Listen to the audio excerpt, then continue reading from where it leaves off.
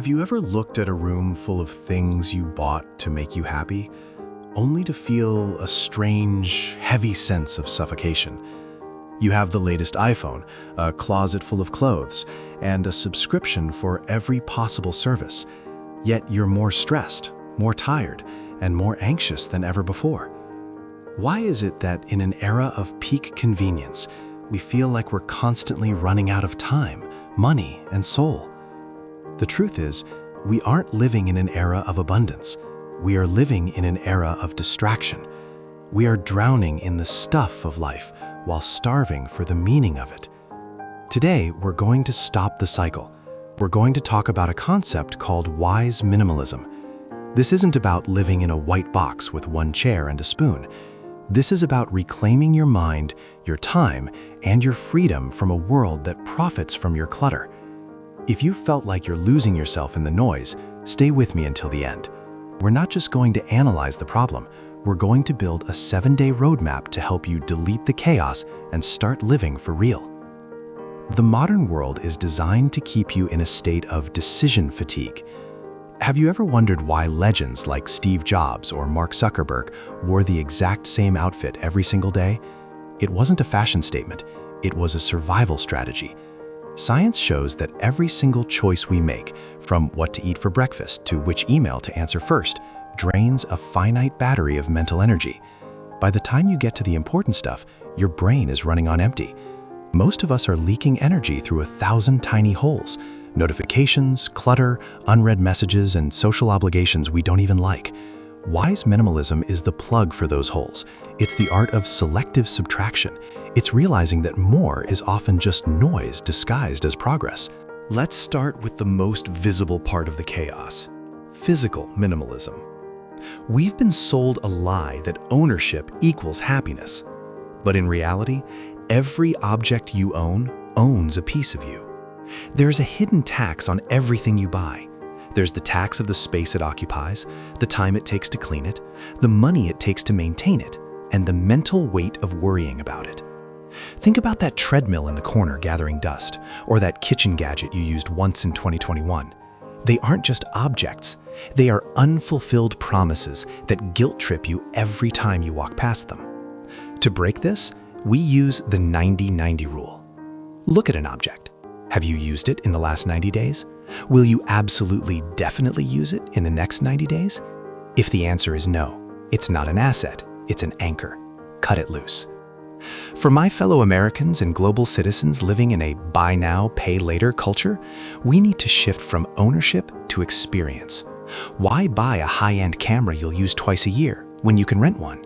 Why buy a physical book that will sit on a shelf forever when the library offers it for free?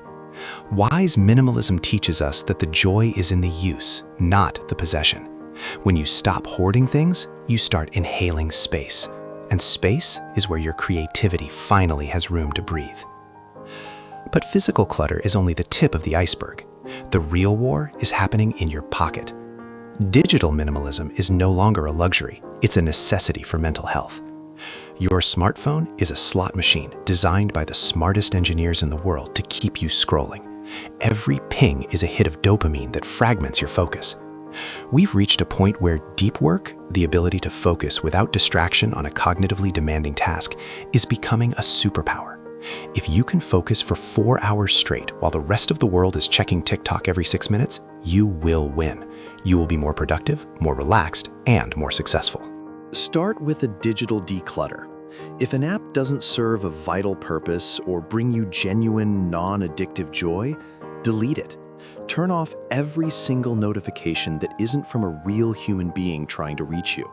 Your phone should be a tool you pick up with intention, not a master that summons you with a buzz. Apply the Pareto principle here. 20% of your digital habits create 80% of your results.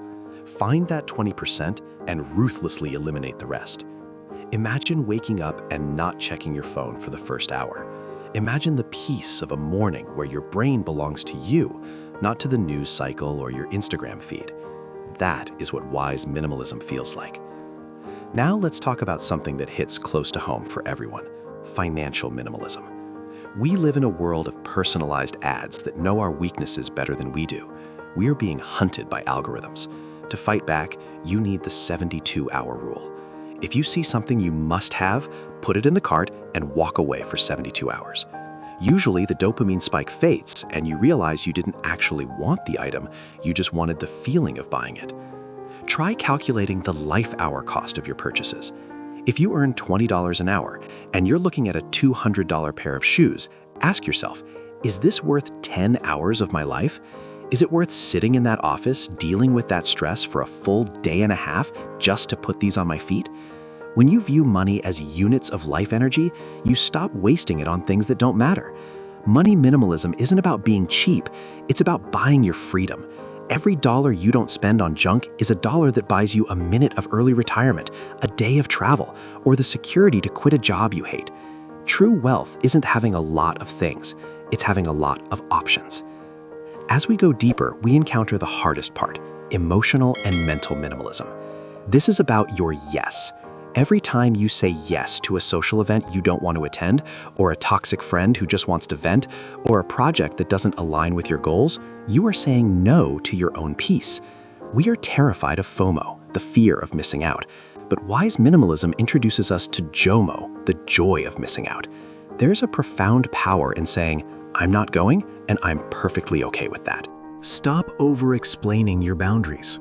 No is a complete sentence. You don't owe the world an explanation for why you need a night in, or why you're not responding to a text at 11 p.m. Minimize your circle to the people who actually nourish your soul. We often hold on to legacy friendships, people we've known for years but no longer share values with, out of a sense of guilt. Let them go with grace. You are the average of the 5 people you spend the most time with. If those 5 people are cluttered, anxious, and materialistic, you will be too. To clear your internal clutter, use the brain dump technique. Every night, take a piece of paper and write down everything swirling in your head. Every task, every worry, every I should have said this. Get it out of your biological hard drive and onto the paper. Once it's written down, your brain feels permission to let it go. This is how you stop the 3 a.m. ceiling staring sessions. You're clearing the cache of your mind so you can sleep with a clean slate. You might be thinking, this sounds great, but where do I actually start? It feels overwhelming. That's the irony, isn't it? Feeling overwhelmed by the idea of reducing overwhelm. So let's make it tactical. I want to give you a 7-day wise minimalism challenge. This isn't a life overhaul. It's a series of small wins that will prove to you how much better life feels when it's lighter. Day 1, the wallet and bag audit. Empty your wallet and your daily bag. Remove the old receipts, the loyalty cards for places you never go, and the just-in-case items you haven't touched in a year. Carry only what you need for today. Feel the physical lightness of it. Day 2, the digital unsubscribe. Go to your email inbox and search for the word unsubscribe. Spend 15 minutes hitting that button on every marketing email that tempts you to spend money or clutters your view. Then go to your social media and unfollow 5 accounts that make you feel less than or trigger your urge to buy things. Day 3, the 10-item toss. Find 10 items in your immediate environment, your desk, your kitchen drawer, your closet, that are broken, expired, or unused. Donate them or trash them. Don't think, just move. Day 4, the communication boundary. Choose one boundary you've been afraid to set. Maybe it's telling a coworker you won't check Slack after 6 p.m., or telling a friend you can't talk for 3 hours tonight. Set the boundary kindly but firmly. Notice how the world doesn't end when you say no. Day 5, the no spend day. For 24 hours, don't spend a single cent on anything non-essential. No coffee out, no Amazon browsing, no quick snacks. Use what you have. This breaks the spending as a hobby reflex and forces you to be present with your current resources. Day 6, the desktop and photo cleanse. Clear your computer desktop. Organize your files. Then go to your phone and delete the 100 blurry photos or screenshots you don't need. Our digital backrooms hold more stress than we realize. Day 7, the digital Sabbath. For at least 4 hours today, ideally the whole day, turn your phone off. Put it in a drawer. Go for a walk without a podcast. Eat a meal without a screen. Reintroduce yourself to your own thoughts. It might feel uncomfortable at first. That discomfort is the sound of your brain rewiring itself for peace. If you've made it this far in the video, it's because you know something has to change. You're tired of the more treadmill that leads to less of your actual life. Wise minimalism isn't a destination, it's a practice. It's a daily decision to choose what matters and let the rest fall away. It's about being intentional rather than reactive. When you clear the clutter, you don't just find a clean house, you find your purpose. You find that you have the energy to start that side project, the patience to be a better partner, and the clarity to know what you actually want out of this life. You stop being a consumer and start being a creator. You stop being a user and start being a human.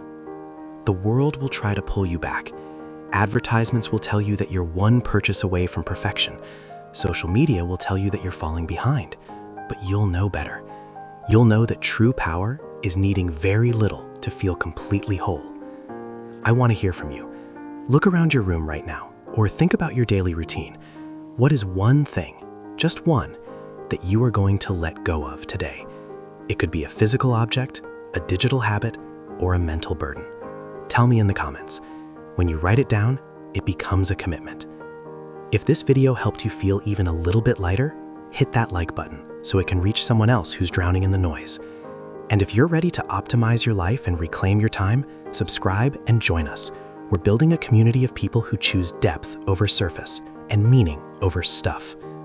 Remember, being grown up isn't about how much you can accumulate. It's about how much you can let go of and still feel like you have everything you need.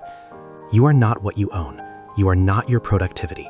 You are the space, the peace, and the intention you create for yourself. Go out there, simplify, and start living start living brilliantly. I'll see you in the next one.